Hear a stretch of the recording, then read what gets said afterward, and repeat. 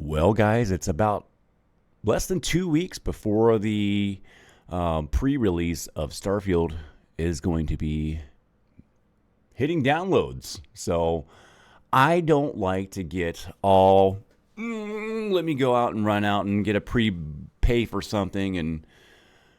But Starfield has kind of given me some stomach pains lately. It's been wanting me to go out here and look at it. Now, you guys know I love No Man's Sky. I've got 6,000 hours into the game. I also hate Hello Games. Sean Murray is a slimy business. Oh my gosh, the biggest comeback company ever? Yeah, that's what everybody says who doesn't fucking know anything about the game.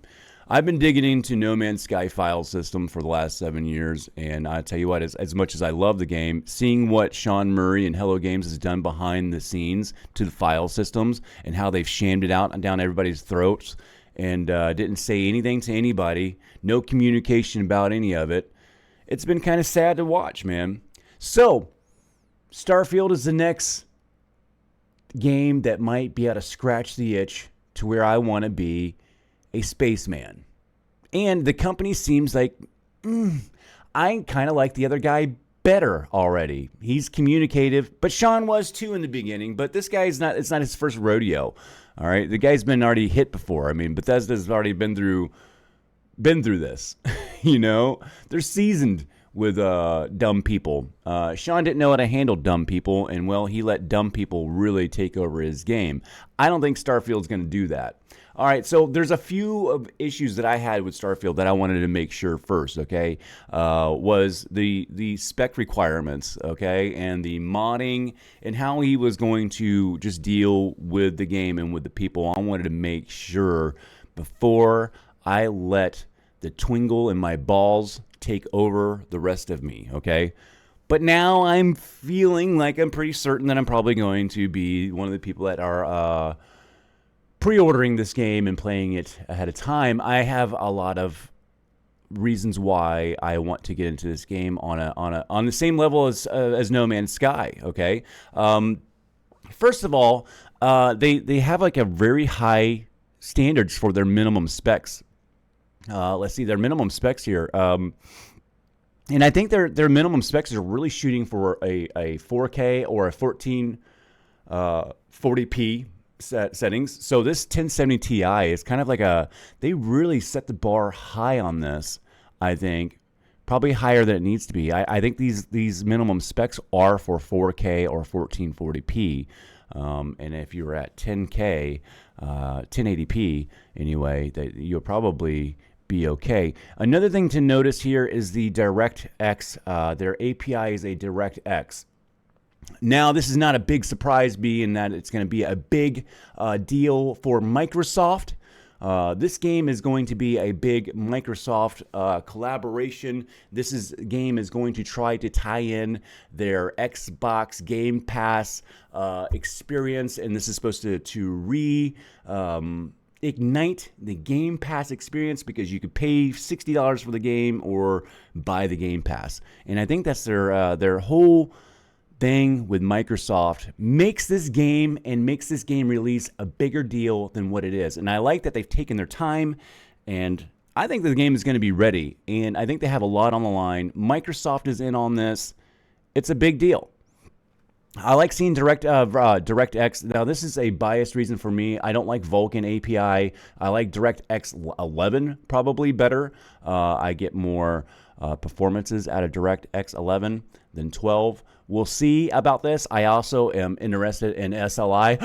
SLI, why SLI? Some people use SLI. SLI is not dead, and it's not just for gaming. I hate hearing a bunch of gaming people talk about specs and hardware like they only make hardware for gaming, they make games on computers too, not just play them. DirectX version 12 has me sort of interested. I hope that they do some SLI support. I'm not holding my breath for that, but seeing the DirectX 12 in there, you got some hope, right? All right, one thing that I'm super excited about this, and where I think Sean Murray just dropped the ball. Listen, Sean Murray just kind of really pissed me off with all their updates, and they're reshuffling the code all the time. And I think that they were really good with the mods too, but they didn't see the mods as a means of maybe making some DLC in the future. Sean Murray used modding community as free interns without them even knowing, and just used them. Probably implemented a lot of their fixes and gave them no credit. All right. Now Starfield's going to have its own, like, it's like opening up the door for modding community. It's going to be like he's purposely wants it to be for the modding community. Now this is where I'm going crazy.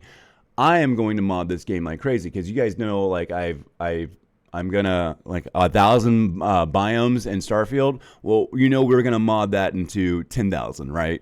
And it's gonna be super crazy, and custom weapons, and taking these ship parts and adding our own little modular ship parts in there is gonna be super fun. And anyway, will mod Starfield have mod support? Yes, it will. Todd Howard himself has confirmed that Starfield's mod support.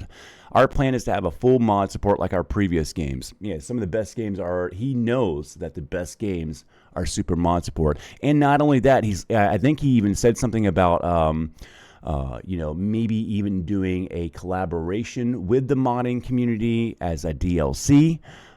So I think that's pretty damn cool that this guy is really aiming in on that, okay? But the minimum specs and everything, listen, he's talking about it running on Xbox's S's and X's.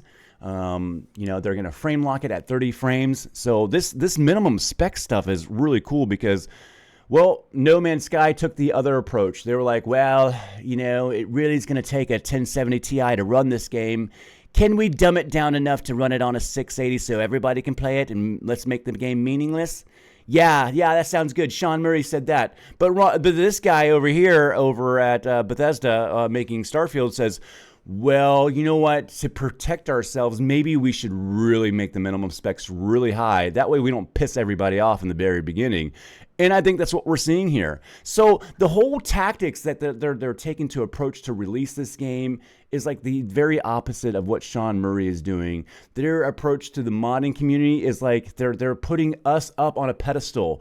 Sean Murray just let us like get to the wayside by the fans. Like everybody, all the jealous console people were just like, modding's ruining the game, and we got shunned out in the very first 2 years of the gameplay. We got shit on. And lo and behold, they should have been thanking us because the modding community probably saved and fixed half of the problems in the game of No Man's Sky in the first 2 years with no credit from Sean Murray or Hello Games. So, yeah, that's crazy. And to see that this modding stuff is just like one of their highlights here is just super cool. So am I a little excited about Starfield? Just slightly. I am.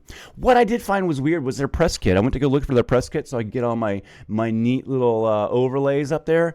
They got a shit press kit, man. They got a couple of videos and no logos or anything, guys. So Bethesda, man, you guys at the Starfield team, work on your press kits, man. It was hard to go find the stuff that I wanted to do for my overlays. You guys should have this on your press kits anyway. Starfield's coming out in less than 2 weeks. Pre-order it. You can get the game 5 days in advance. If you do that, it's $100, man. But you know what? I don't play a lot of games. I don't spend $60 on games on a regular basis. No Man's Sky is kind of it. I don't like crafting games, man. I was born in the 70s, guys. I can take a motor apart and put it back together. I don't do crafting. I craft in real life, man. I don't want to come home and get my ass whooped in a game because life's been whooping my ass since the 70s, man. I don't know what you guys are doing. If you're on food stamps and sitting home playing fucking games all fucking day, maybe you need to craft to get your ass whooped to feel like a little bit of stuff. But the rest of us don't want all that bullshit, man. Want to play a good fucking game. I'm hoping that this ain't crafted out, man. That's where I'm getting at with that. And if so, we'll be able to mod that shit right on out of there. So I'm hoping that he leaves the modding door wide open and doesn't change the code every 5 minutes like Sean Murray did. And I don't think he is. I think that he's going to really keep this modding door open for himself, and he's going to utilize it and have a symbiotic relationship between the modding community and his developing staff And I think that we're going to see some DLC in here too. I'm hoping to jump in on this, man. I'm going to dive head first right into this. The reason why I didn't want to get into modding, I loved the modding in No Man's Sky because, well, that's going to be hard to beat. No Man's Sky is going to be hard to beat with mods, even in Starfield, I think. We're going to have to see how it goes, man. I have no idea. The procedural generation is really cool. I think Starfield has some of it. I can't wait to get into the files, I guess. I can't wait to download this and get into the files and see what the developing modding community makes for tools for modding this game. I hope it's going to be wide open and all the way. Anyway, I am going to be going down that journey, so you can follow me along. This will be a sporadic thing. I'm not going to cover this game extensively. I'm not a gamer, so we'll let those guys butcher it. That's one thing I hate, man. I hate seeing a content creator.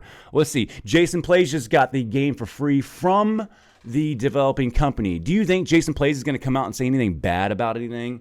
I mean, I don't know, man. I just hate it when somebody gets bought. I see it in the music community all the time. A new instrument comes out and they send the free instruments to everybody and nobody says anything bad about it. And then you go out and get this instrument and you pay for it and you find all these flaws in it. And you're like, well, why didn't that guy say anything about the flaws in this damn thing? Well, because the company gave him the fucking thing, you know? Who's going to bitch about something that they got from a company and they got sponsored and they invested in it?